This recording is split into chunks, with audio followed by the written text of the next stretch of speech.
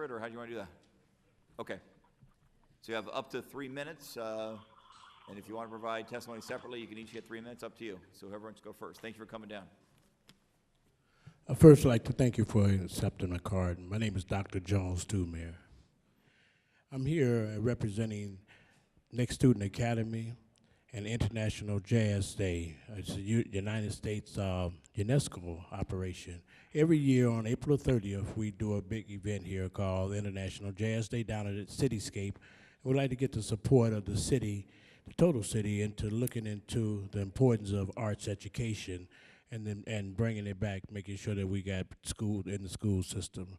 At that, I'd like to bring Wayne up to the phone and talk about the economics involved in this. It's called International, say it again, International Dance Day? Jazz Day. I saw it. International Jazz Day. It's UN broadcast that all over the world every April 30th. Thank you. Good to see you. Thanks. Good afternoon, Mayor Stanton, City Council members. My name is Wayne Gaskins, and I'm a resident here of Arizona. I split my time between Cape Town, South Africa. I'm the unofficial ambassador to the world for Arizona.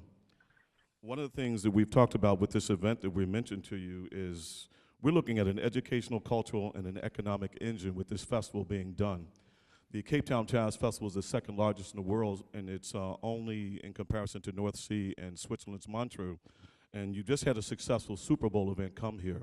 But many people now look at the world, and when they're looking at the cultural and the educational components that Arizona has to offer, we feel that this would be a very valuable cultural, educational, and economic engine to include and to embrace in events to be in plan for here.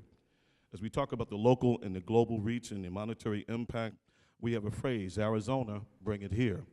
And as I'm traveling about and I'm looking at so many different events that I've attended around the world, we've organized events in Sydney, Australia for the Olympics, in Beijing.